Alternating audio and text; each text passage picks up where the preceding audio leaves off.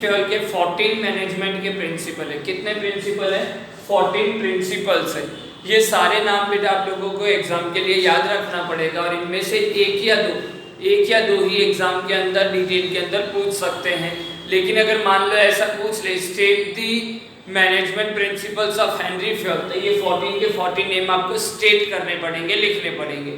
पहला दिया हुआ division of work, her person के वर्क डिवाइड कर दो कि ये ए नाम का पर्सन ये अकाउंट्स करेगा, बी नाम का पर्सन फाइनेंस करेगा, सी नाम का पर्सन प्रोडक्शन करेगा। उनके वर्क्स डेलीगेट कर दो। वर्क डेलीगेट करने के बाद में उनको अथॉरिटीज एंड रिस्पॉन्सिबिलिटी दे दो। मान लो कि मैं प्रोडक्शन मैनेजर हूँ, मेरे नीचे 100 जन काम कर रहे हैं, 2 जन अच्छे से काम नहीं कर रहे, तो मेरे पास अथॉरिटी होनी चाहिए कि मैं उन दोनों को निकाल दूँ। और मेरी रिस्पॉन्सिबिलिटी ये भी बनती है कि 2 को निकाला है तो 2 को मैं और रिक्रूट भी कर दूँ, बिकॉज मुझे पैरेलल चलना है। 100 एम्प्लॉयज की जरूरत है तो 100 तो मुझे करना ही है। 2 को निकाला है, 2 को रिक्रूट भी करना पड़ेगा। थर्ड आपको दिया हुआ है डिसिप्लिन। डिसिप्लिन सबसे जरूरी है बेटा। इंडिया के अंदर डिसिप्लिन नहीं है। अमेरिका के अंदर अगर आप जाओगे बेटा, एम्प्लॉयज सिस्टमैटिक वर्क करते हैं, एम्प्लॉयज सिस्टमैटिक वर्क करते हैं, वहां पर उनको कम पेमेंट मिलता है, वहां पर उनको कम पेमेंट मिलता है, तो भी वो सिस्टमैटिक वर्क करते हैं। लेकिन इंडिया में ज़्यादा सैलरी मिलती है तो भी काम क्या करना है, उनको कम करना है। तो ये गलत चीज़ है। आप अगर प्रीमाइसेस के अंदर हो तो आपका एक ही ऑब्जेक्टिव होना चाहिए, एक ही मोटो होना चाहिए कि मुझे अच्छे से अच्छा वर्क करना है और डिसिप्लिन में रहना है। आया समझ में? नेक्स्ट दिया यूनिटी ऑफ कमांड। अब आपको कमांड देगा कोई जो आपका सुपीरियर पर्सन होगा। जैसे एज अ टीचर अगर मैं हूं तो मुझे कमांड कौन देगा? मेरे कलीग्स मुझे कमांड नहीं देंगे, लेकिन प्रिंसिपल जो होगा या जो ट्रस्टीज होंगे वो मुझे कमांड देंगे। मेनली तो बेटा प्रिंसिपल ही मुझे कमांड देगा, उसके अलावा कोई भी पर्सन की राइट नहीं है कि वो मुझे कमांड करे, यानी मुझे गाइड करे, मुझे कोई भी काम दे। उसके बाद में आप लोगों को दिया हुआ है यूनिटी ऑफ डायरेक्शन। बेटा बिजनेस के अंदर हर एक पॉइंट ऑफ टाइम पर एम्प्लॉयज को डायरेक्शन की रिक्वायरमेंट होती है, बिकॉज टेक्नोलॉजीज के अंदर चेंजेस हो रहा है, टेक्नोलॉजीज के अंदर चेंजेस हो रहा है, अपग्रेडेशन आ रहा है। तो जो चीज़ आप जानते नहीं हो उसके लिए आपको डायरेक्शन की रिक्वायरमेंट होती ही है, तो आपको डायरेक्शन भी लेना पड़ेगा, यानी आपको डायरेक्शन प्रोवाइड करेंगे। Individual interest into general interest. अब मान लो बेटा अगर 24 की स्ट्रेंथ है 12th के अंदर, मैं अगर आपको ऐसे बोलता हूँ कि अगर 24 के 24 बच्चे पास हो जाएंगे, अगर 24 के 24 बच्चे पास हो जाएंगे तो मैं आप सबको एक अच्छे रेस्टोरेंट के अंदर पार्टी दूंगा, एक अच्छे रेस्टोरेंट के अंदर पार्टी दूंगा। मेरा ऑब्जेक्टिव क्या है बेटा? 100% रिजल्ट लाना, 100% रिजल्ट लाना। अब अगर आप 100% रिजल्ट लेके आओगे तो ऑटोमेटिकली मेरा जो ऑब्जेक्टिव था 100% रिजल्ट लाना वो तो हो गया। अब मैं क्या करूंगा? मैनेजमेंट में जाके बोलूंगा कि देखो मैंने इतना एफर्ट किया, 100% रिजल्ट आया है, तो अब आप मेरी इतनी सैलरी के अंदर इंप्रूवमेंट कर दो। ऑटोमेटिकली मैंने क्या कर दिया बेटा? मेरे इंटरेस्ट को आपके इंटरेस्ट के साथ कनेक्ट कर दिया। क्लियर है बेटा? नेक्स्ट आपको दिया हुआ है remuneration of personal based on current situation. Based on current situation हमें हमारे एम्प्लॉयज को रेम्यूनरेशन देना है। Remuneration means salary. अगर हम उनको सैलरी देंगे, हम अगर उनको स्टैंडर्ड ऑफ लिविंग इंप्रूव करने के अंदर हेल्प करेंगे तो ऑटोमेटिकली वो हमारे लिए अच्छे से वर्क करेंगे। तो स्टैंडर्ड ऑफ लिविंग इंप्रूव करने के लिए जो प्रेजेंट सैलरी रेशियो होता है वो सैलरी हमें उनको प्रोवाइड करना है। नेक्स्ट आपको दिया हुआ है सेंट्रलाइजेशन। अब बेटा 2 सिस्टम होते हैं, सेंट्रलाइजेशन और डिसेंट्रलाइजेशन। सेंट्रलाइजेशन कब यूज होता है? जब छोटी यूनिट हो। मान लो एक दुकान है, एक दुकान के अंदर 3 एम्प्लॉयज वर्क कर रहे हैं, तो मैं 3 एम्प्लॉयज को डायरेक्शन कर सकता हूँ, ये होता है सेंट्रलाइजेशन। लेकिन अगर मान लो बहुत बड़ी ऑर्गेनाइजेशन है, बहुत बड़ी, 1000 एम्प्लॉय काम कर रहे हैं, तो क्या आप 1000 एम्प्लॉय को डायरेक्शन कर पाओगे?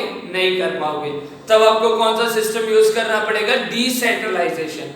टेक्स्ट बुक में भी डिटेल में डिसेंट्रलाइजेशन नहीं दिया, खाली इतना ही दिया हुआ है। उसके बाद में दिया हुआ है स्केलर चेन। स्केलर चेन यानी क्या होता है बेटा? एक चेन, जैसे आप साइकिल चलाते हो तो वो चेन चलती है, तो ही वो व्हील घूमता है, और व्हील घूमता है तभी आप अपनी डेस्टिनेशन तक पहुंचते हो।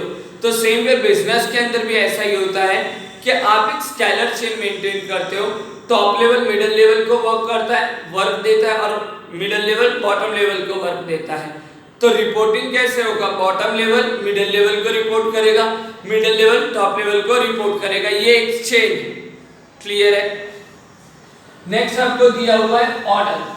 ऑर्डर यानी बेटा दो टाइप का आप लोगों को दिया हुआ है, एक तो रॉ मटेरियल रिलेटेड दिया हुआ है और दूसरा सोशल रिलेटेड दिया हुआ है। Raw material at every point of time हमारे पास अवेलेबल होना चाहिए, तभी हम प्रोडक्शन कर सकते हैं। और सोशल के अंदर दिया हुआ है एम्प्लॉयज के रिक्रूटमेंट का। एम्प्लॉयज को हमारे पास टोटल नंबर ऑफ एम्प्लॉयज होने चाहिए कि जिससे हमारा प्रोडक्शन हम इजीली कर सकें। 11th आपको दिया हुआ है इक्वलिटी।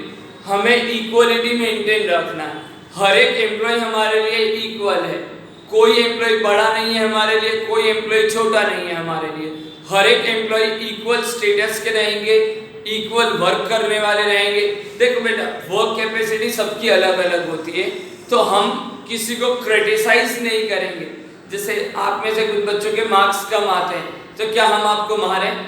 क्या हम आपको डांटे, जोर जोर से चिल्लाएं आपके ऊपर? नहीं बेटा, हर पर्सन की अलग अलग कैपेसिटी होती है, सब इक्वल नहीं है।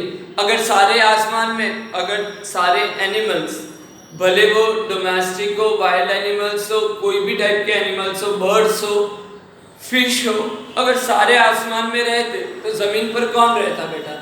जमीन के लिए भी तो हमें कोई चाहिए ना। तो हम जैसे लोग, मेरे जैसे लोग जमीन पर रहेंगे, बाकी सारे हवा में उड़ेंगे। ऐसे इक्वलिटी हमें मेंटेन करना है। उसके बाद में टेन्योर दिया हुआ है, स्टेबिलिटी ऑफ पर्सनल टेन्योर का मतलब क्या होता है बेटा? अगर मान लो मैं ये ऑर्गेनाइजेशन में वर्क कर रहा हूँ, मुझे यहाँ से बहुत अच्छा बेनिफिट मिल रहा है, तो मैं यहाँ पर लॉन्ग टर्म तक वर्क करूँगा, यानी लेबर टर्नओवर रेशियो क्या होगा? कम रहेगा। लेकिन यही अगर मुझे सेटिस्फेक्शन नहीं होगा, ऑटोमेटिकली मैं कहीं ना कहीं और जगह ट्राई करने वाला हूँ जहाँ से मुझे मैक्सिमम बेनिफिट मिल रहा होगा। नेक्स्ट आपको दिया हुआ है इनिशिएटिव। बेटा कोई पर्सन को सैलरी देते हो रिवॉर्ड के अंदर, लेकिन अगर आप ऐसा करो, जैसे मान लो कि मैं एक एग्जांपल ले रहा हूँ, आप लोग क्लास के अंदर हो, मैं आपको मार्क्स सुना रहा हूँ। ऐसे तो बेटा मैं कभी किसी को शाबाशी नहीं देता, लेकिन अगर मान लो किसी बच्चे ने 50 में से 10 मार्क्स लाया है और मैंने उसको कहा वेरी गुड बेटा, इस बार तू 50 में से 10 लाया है, लास्ट टाइम तू 50 में से 7 लाया था, 3 मार्क्स का तूने इम्प्रूवमेंट किया है, यानी इम्प्रूवमेंट करने की तेरे अंदर कैपेबिलिटी है, इम्प्रूवमेंट करने की तेरे अंदर कैपेबिलिटी है, थोड़ा और वर्क कर बेटा, तू 17 नहीं तू 20 के ऊपर जा सकता है। और सबको खड़ा करके उसके लिए मैं क्लैप्स करवाऊंगा, ऑटोमेटिकली वो मोटिवेटेड हो जाएगा, मैंने उसको इनिशिएटिव दिया है। समझ में आया बेटा? तो ऐसे एम्प्लॉयज को हमें इनिशिएटिव देना है कि वो अच्छे से अच्छा वर्क कर सके। और लास्ट दिया हुआ है फीलिंग ऑफ वननेस। मान लो 10 एम्प्लॉयज है, एक एम्प्लॉय की आज तबीयत खराब है, वो वर्क नहीं कर पा रहा, तो बाकी 9 लोग क्या करेंगे? उसका भी काम कंप्लीट कर देंगे। क्यों कर देंगे बेटा? उनको पता है कि अगर फ्यूचर के अंदर कभी उनकी प्रॉब्लम हुई तो वो पर्सन भी हमारी हेल्प करेगा। तो ऐसे वननेस की फीलिंग बिजनेस के अंदर होना जरूरी है। ऐसी वननेस की फीलिंग आप में और मेरे अंदर होगी तो बेटा ये स्कूल का, अर्जुन इंग्लिश स्कूल का 100% रिजल्ट आने से कोई भी नहीं रोक सकता है। ऐसी वननेस की फीलिंग आप में और मुझ में होनी चाहिए। ये 14 प्रिंसिपल्स हेनरी फेयोल के आपको दिए हुए बेटा। According to me this chapter has been completed. अगर आपको कोई डाउट हो तो मुझे पर्सनल मैसेज भी कर सकते हो, ग्रुप में भी मैसेज कर सकते हो, या फिर मुझे पर्सनली कॉल भी कर सकते हो। Thank you.